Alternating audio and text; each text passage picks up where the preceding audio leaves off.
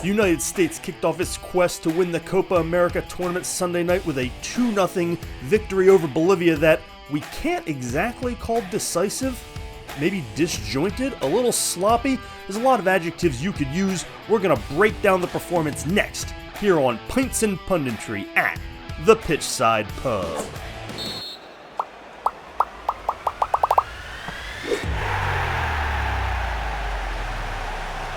So the U.S. beats Bolivia 2-0 in a performance I would give a B grade to. I wanted to say B-, but it feels too negative for a game in which they were never really in any danger, and they won very easily against a very inferior Bolivian team.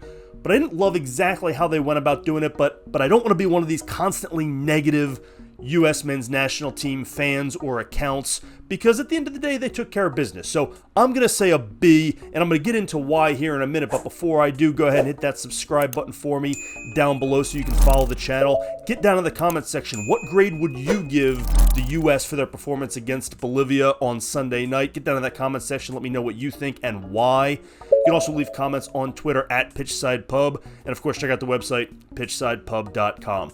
So I went with a B because, at the end of the day, they took care of business, and it's a 2-0 win. It's a win they have to have. It was sort of workmanlike. They went out and they did their job.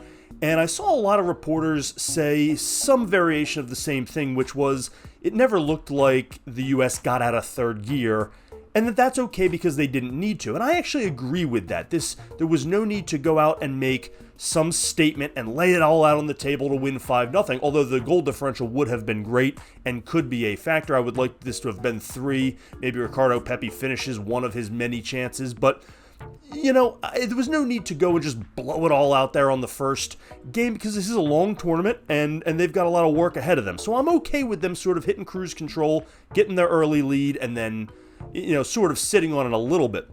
What I didn't like was how they went about doing it. You can be in third gear and play a cleaner game. If you had to describe the U.S. performance in one word, I would say sloppy. They were sloppy. They were sloppy in possession. They were careless. There were too many just loose passes. I noticed particularly a lot of long cross-field passes, which is something they stress, and I'm okay with that in theory, but they sailed a number of them over their teammates' heads. There were at least 3 in the first half that I can think of. Now, part of that is because the dimensions at AT&T Field are smaller than they are used to. They are just barely big enough to fit, the regulations that they need for a tournament like this.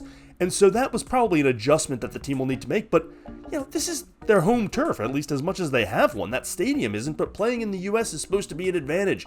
It's at home. That's what we're talking about with the upcoming World Cup. So they shouldn't have to adjust to that. So that was unfortunate to see.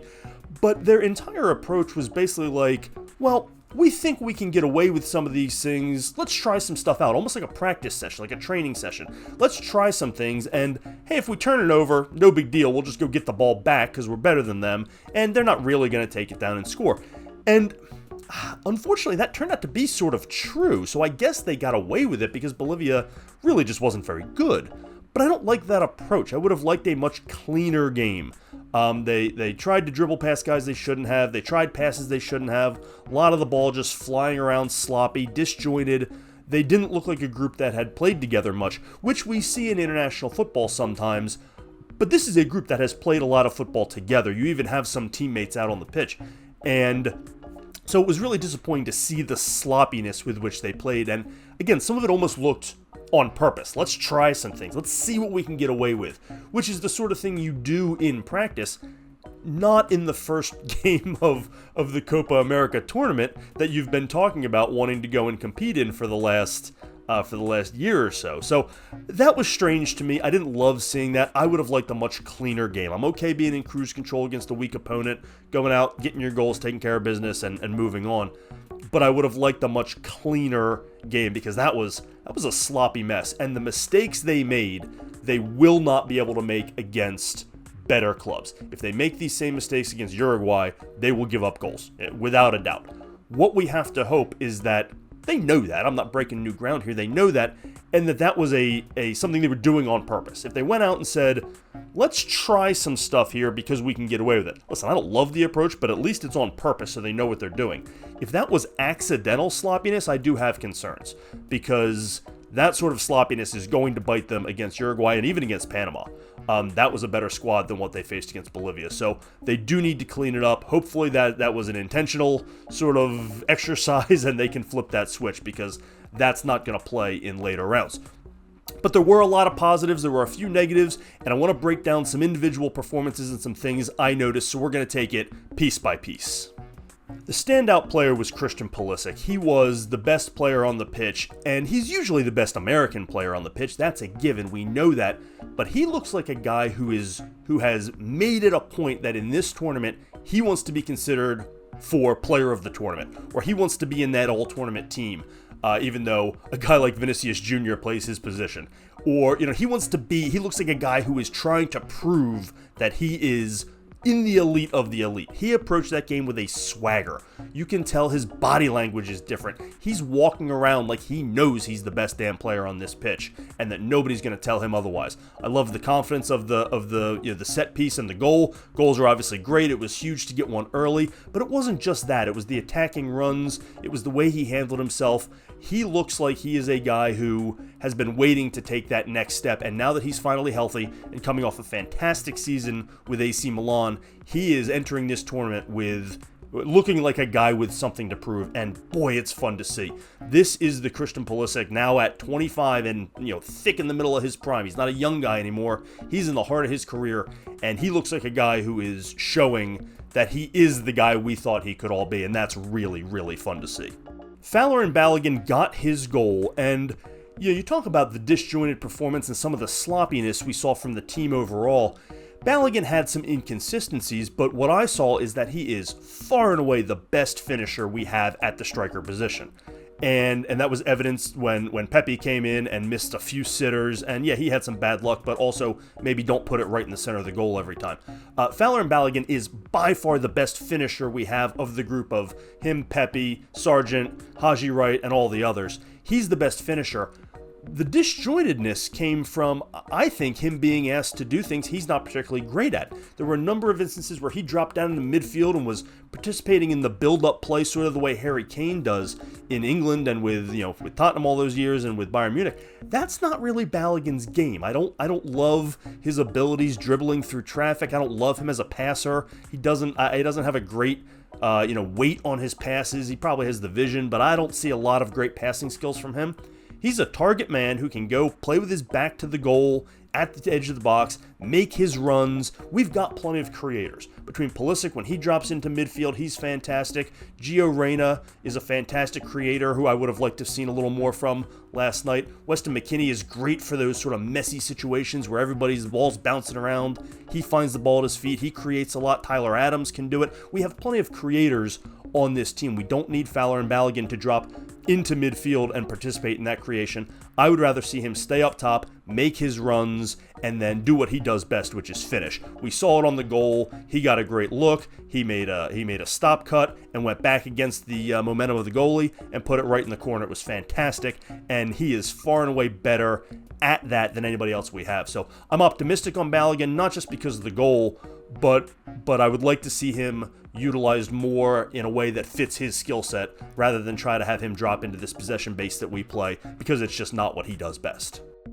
Tyler Adams only played a half, but God, it is just so different when he's on the pitch. I assume that at some point we're going to be able to take the handcuffs off of him and get more than 45 minutes out of him. I'm totally fine with it not being in this game. They did not need him in the second half, so it was fine to bring Yunus Musa on. But the team is just different when Adams is out there. They've got that edge. He is that ultimate pesky little brother who's just out to pick every fight he can get, and it pisses off everybody else on the other team. And that's going to be huge. We don't need that against Bolivia and some of the more inferior opponents, but that's a great equalizer against these good teams. He can get in there and piss off some Brazilian guys and some Uruguayan guys and some Argentinian guys, and he's just a pest. He's an absolute pest, and I love it, and he's the kind of guy that you love when he's on your team, and God, I'll bet everybody else hates him, which is fantastic. And so when he's out there on the pitch, it changes the mentality. You see the other guys do more of this when he's out there too, and the minute somebody takes a hard foul, Adams is the one in their face, even though he's given up 4 inches to the guy, and he's ready to fight him, and that happened in the game last night. So I think Adams is such a key player for this team, and I hope that when we get to games against, clubs like Uruguay and games that matter, when we get out of the group stage, that he's able to go at least 60 or 70 minutes, depending on his health, and possibly even a full game by the end of it, because it's just such a difference when he's out there.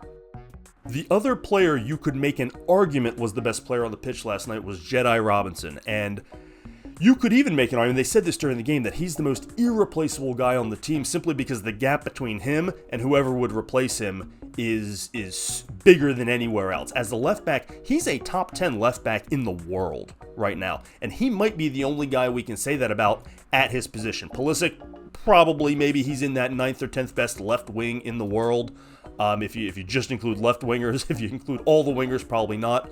But if you're talking about, we want to be one of the top clubs one of the top nations in the world, we've got to have some players who are the best in the world at their positions. And Jedi Robinson's the only one you can really say that about. I truly believe he's one of the top 10 left backs in the world right now. He was fantastic, even though he has that cast on his arm. He just runs endlessly. He's got so much pace. I think his technical abilities are coming along beautifully.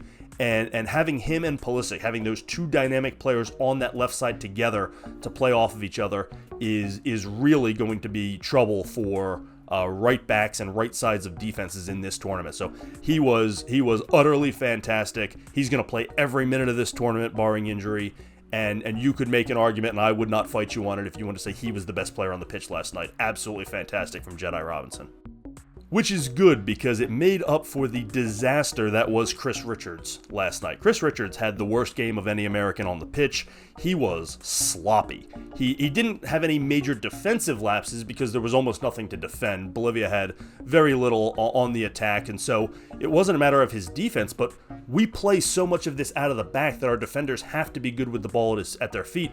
Generally, Richards is okay at that. He's done well for Palace through a couple managers now. I like Chris Richards, but that was an utter disaster last night. He had 2 just complete bonehead plays that, had it been against a better club or better team, better country, would have resulted in goals. If he had tried to dribble past Darwin Nunez the way he tried to dribble past the Bolivian attacker who was marking him, I think it was late in the first half, he just got his pocket picked clean. It must have been the second half because Yunus Musa made up for it and tracked back, and there was no real danger to it, which is the stuff I'm talking about, that I talked about earlier in the video about trying things and knowing they can get away with it because Bolivia wasn't very good. He just simply dribbled out from the back and tried to take the ball, take on an attacker and dribble past them, and got his pocket picked absolutely clean.